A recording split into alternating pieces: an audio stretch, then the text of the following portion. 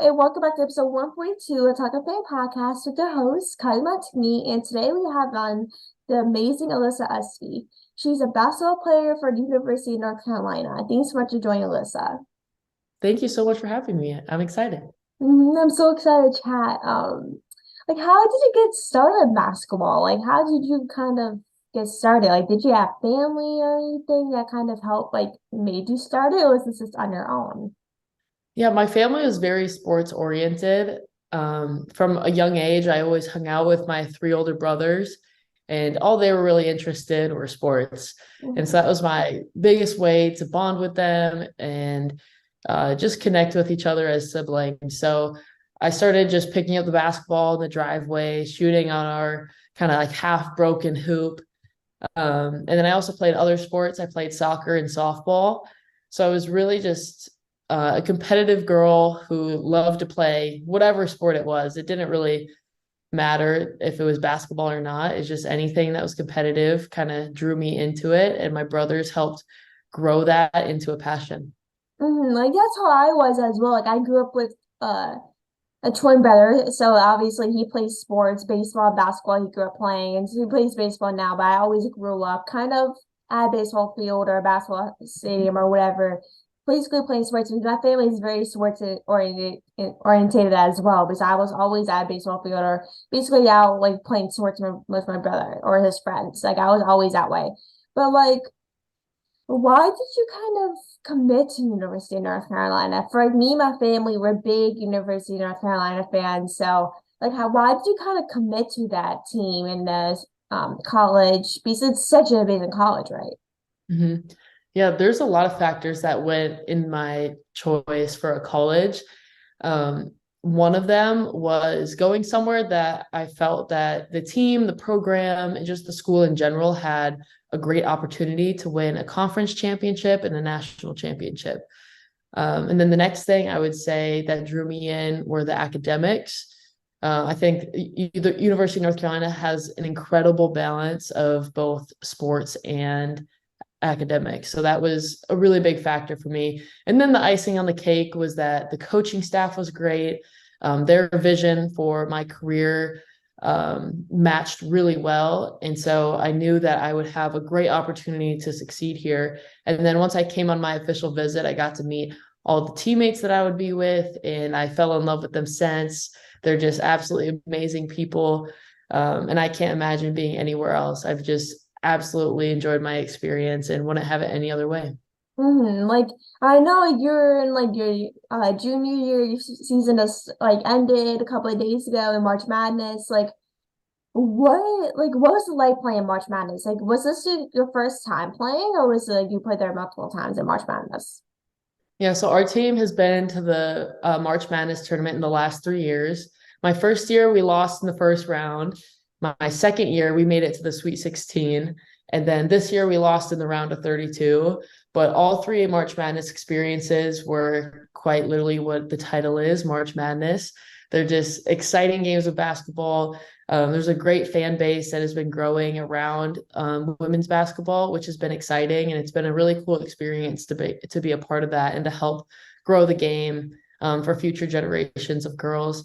But it's just a great time to play postseason. Only the best teams are still playing in March, so I was just really honored to be on a team that was able to be recognized in that way.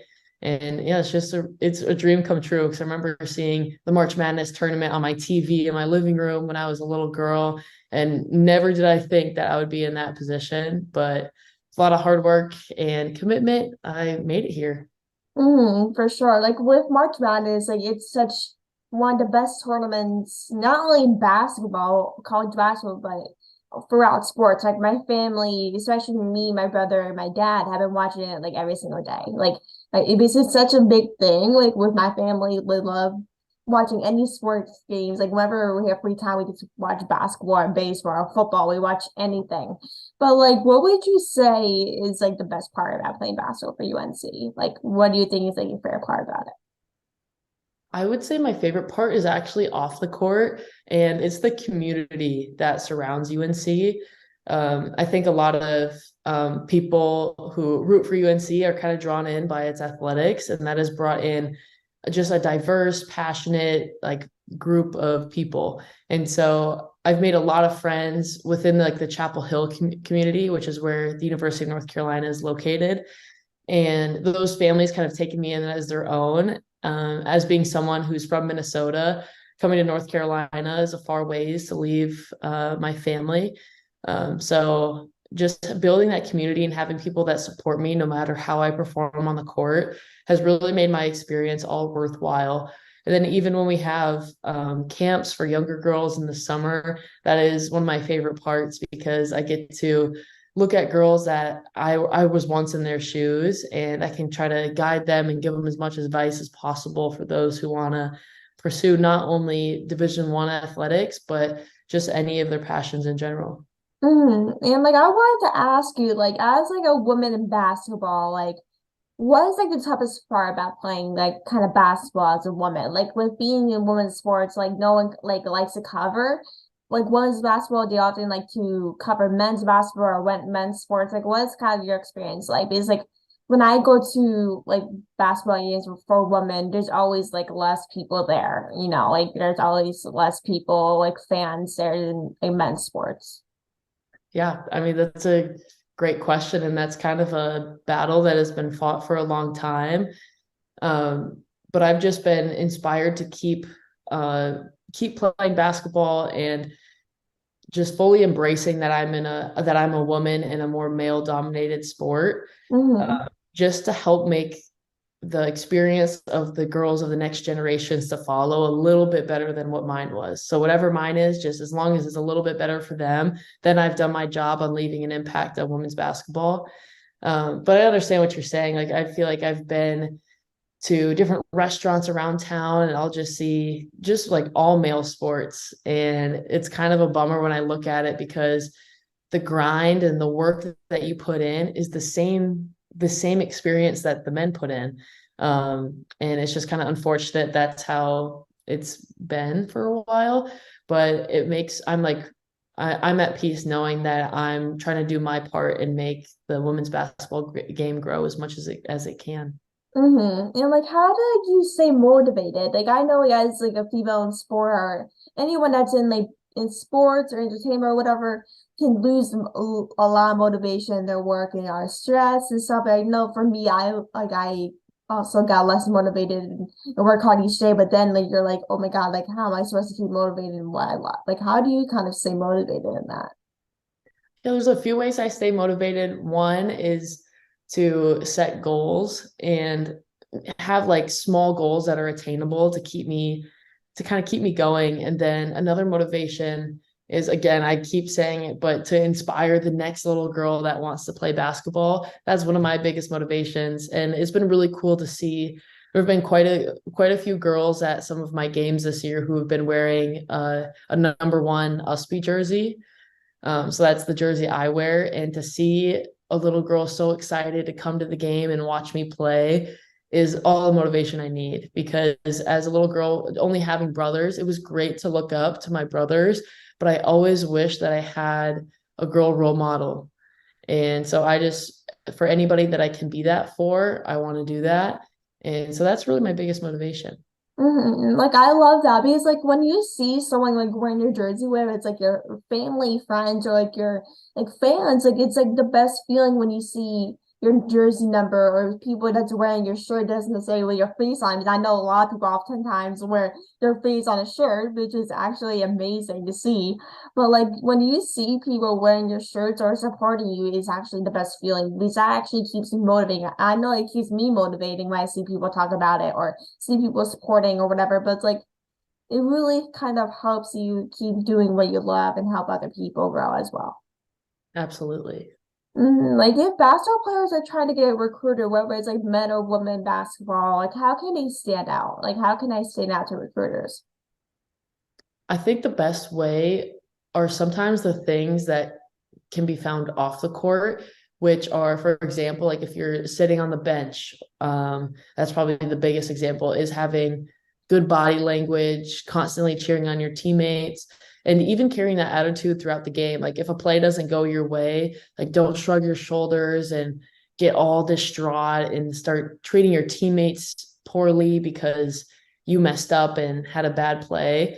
That's important to a lot of coaches, and I know that our coaches mention that a lot when they see a recruit. They're like, "Wow, she has so much skill and so much potential, but her body language and her attitude just isn't there." And why that's so important is that coaches will always be able to teach you a new skill or teach you watch film with you and say, oh, if you want to do a pick and roll, look for the pass to the 3-point line for this person. This person might be open if you draw a defender. Like they can teach you the X's and O's, but you can't teach someone the willingness to have good body language, to be a good teammate, and to just be a good person. And so that's the biggest thing for me, because when I was going through basketball and getting recruited, I was never the best player on the team. And but the one thing I knew for sure is I was going to hustle. I was going to cheer my teammates on, give them a high five when they score, and just like celebrate others. So I think that's a thing that you kind of like, you're like, oh no, that they wouldn't really care about that. Yes, it's a big factor. That's actually so true. It's like when you stand out in the recruiting process, from my experience with my family, my brother, for my friends, like I know like coaches kind of don't really focus on like the how you play. Like of course it's a big factor, but it's like they really kind of focus on your attitude and what you play, like how you play. Because the Yeah. attitude, the way you play and the way you treat your teammates is kind of like a big pros and cons to getting recruited is if they see how you treat others and yourself or the way you kind of react to situations, then that's going to make you less and less chance of getting recruited, whether it's basketball, baseball, or whatever it is. Yes, exactly. And like recently, you've been awarded as an Olympic and regional finalist. Like, how did that feel to kind of be awarded that? It feels amazing. I had really no idea that I would be able to like achieve this award. And I didn't really have a specific goal set out for it. I just knew that if I worked hard, if I stayed committed to bringing my best self every day to practice and to games, then whatever happened, whatever awards would come, would come. So I wasn't really stressed out about it, but to get it was just like, oh, that's nice. That's pretty cool. So yeah, very grateful for that experience and just really blessed that I'm at the university that I am with my teammates and coaches, because they're the ones that really deserve the credit for helping me get to where I am today, whether that was teaching me skills on the court, teammates helping me through just like personal life experiences or issues. So I really have a huge supporting cast that makes me who I am. Like, what do you think is like the main kind of goal in succeeding? Like, do you think it's like the coaches, family, friends? Like, what do you think is the main success factor in like working with on basketball or just like life in general? What do you think is like the main factor in succeeding or support? I feel like that's the $1 million question. Um, but I would say being a good person and treating people with respect, because without that, I wouldn't have people like reaching out to help me, reaching out to check on me. Um, and because ultimately when I'm at my best self is when I'm able to take feedback and be coached by my coaches and other teammates. So if I'm not my best self, I'm not going to be able to understand and fully take that information in, process it, and perform it on the court. So it really does, for me, goes back to just spreading positivity, and that positivity will come back to you. And I'm a big believer in, if you give out good, you'll receive good. That's for sure. But it's like whatever like you're doing like something you love, like you can't succeed what if you don't get advice from others. Like whether it's as your coworkers, teammates, or like even for a podcast or like entertainment, like doing interviews, like you can ask people like, hey, can I do something different? Like how can I make a difference and becoming better at whatever I'm doing? Like whether like just trying to succeed, it's whether or not you're willing to take feedback from others. Like even if it's like negative, I got negative feedback so many times. Even it can be very hurtful. Don't get me wrong, it definitely can be very hurtful. But like that's like the way to kind of grow, not only in your work but yourself. You're oftentimes thinking like, how can I grow as a person, or how can I grow my career, or how can I make a difference in my community or my family or friends? Like, how can I really do that? Definitely. It's really important to have people around you and a part of your journey to help you reach your full potential. So Mm, that's spot on. And a couple of days ago, we like you scored your 1,000 career points, which was March Madness. It was also on your birthday, right? Yes. That's amazing. Like, what day can that be? Like, better than on your birthday. But like, what did you kind of you like? How did you feel in that moment when you scored your 1,000 career points?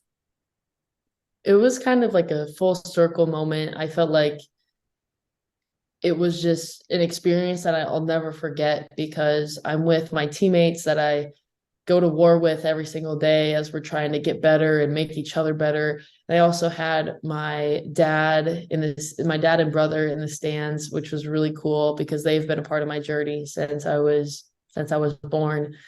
So it was a really cool experience and I'm really grateful for it. And then we also got a win that day as well. That was the first round of the March Madness tournament, which was an absolute blast. And to be able to celebrate with my teammates, there's just nothing like it. Like, was your both brothers there, or was this one of your brothers there at the March Madness game? Yeah, so it's just one brother at this game this time, but I have a total of three older brothers that continually support me throughout my career.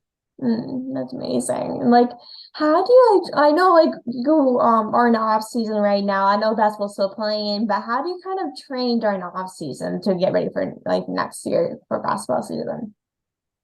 So one of the biggest things is rest. Resting is a verb, my athletic trainer likes to say, just because I mean this translates to high school seasons as well. But the collegiate season in my case is so long that you need to take a mental, physical, emotional break from just basketball in general. So these past like few weeks after we lost in the tournament has been me kind of reconnecting with myself, finding hobbies that I used to enjoy that I just didn't have time for during the season because of school and all the other responsibilities that come with being a student athlete. And then just spending time with my teammates outside of practice and really just bonding and creating new friendships with other people on campus and other sports teams as well has been really helpful. But eventually, once we get to like a couple more weeks, I'll probably pick up training in the off season. And what I like to do is to find a trainer wherever I am. So whether that's in North Carolina and Minnesota, and I'll just get shots up with a trainer and work on my skills and just kind of fine tune whatever I can with the time given before the following season starts. Like I know like what you said earlier is that like you try to kind of take care of yourself, like, and basically trying to make time for others and talk, like build more bonds and stuff. Like, how do you balance like school, basketball, and your personal relationships outside of basketball? Because for me, like it can be very difficult from like to balance your work and school at the same time. I'm only a sophomore in high school, so it can be very difficult in trying to do what you love and trying to hang out with friends or try to do school. Like, how do you balance that? It's That's like the biggest challenge of being a student athlete. And I still feel like I haven't figured it out yet, but I've started to find ways to make sure I'm like getting my schoolwork done, getting extra shots up in the gym, performing well, remembering to eat full meals so I have energy to sustain myself throughout that entire day. Go to bed early enough. And I mean, sometimes my days will start at like 7 a.m. when I have to get up for class, and then I won't be back home until almost 9 p.m. That's just like encapsulates my whole entire day of school, basketball, social life, and just trying to maintain like relationships and friendships and not be so consumed by my responsibility of school and basketball because having that balance is really important for my mental health specifically. Um, so it's very difficult, but I've been finding ways and will continue to improve as time goes on.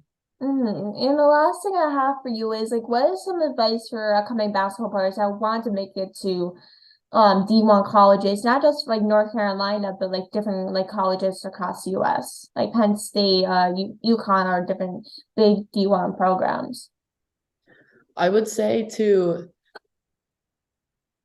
invest in yourself early. So in high school, sacrificing going out to a party on a Saturday night, maybe go to the gym, like maybe ask a buddy, like, hey, you want to go get some shots up? You want to go play one-on-one, or you want to go play horse? Something that um kind of helps you get that edge over other people. Um, Not because that's the goal, but because that's going to help you in the long run. If you start to invest more time into yourself and into a specific skill that you can be good at, whether it's basketball, another sport, or another skill, just sacrificing things that you um, can to help push your priority forward, which mine was always basketball. So a lot of times I said no to hanging out to friends in high school because I went and just shot with my dad at the gym. So putting in the time early is really important. And by the way, before we end this, like, right, did you paint that picture behind you or? I did paint this. Oh, that's really nice. I love that. I Thank saw it. you. I'm like, oh my God, I had to ask her about that. It's so nice. Thanks so much. Yeah, I did a while ago. It was really fun. I think I might take up painting as a new hobby, but I just did that one for fun one day. Um, and I haven't done it since, but I might take it up. Yeah, you definitely should. It looks amazing. Like, I Thank wish you. I could be that talented in Oh drawing and God. painting. Like, I'm not that talented in painting like that. Oh, you're so sweet. Thanks. Yeah, so thank you so much for coming on the podcast. I really appreciate for you taking the time and coming on. I love chatting with you and just keep up the great work. I can't wait to watch you next season. I have to come out to North Carolina or something, watch you play. I definitely have to do that for sure. And just thank you so much for joining. I really appreciate it and love chatting. Thank you so much. Yeah, you definitely have to come to a game. That would be awesome. But thank you Hmm. for having me on. Absolutely. Thank you so much. I'll talk to you soon. Sounds good. See ya. Bye.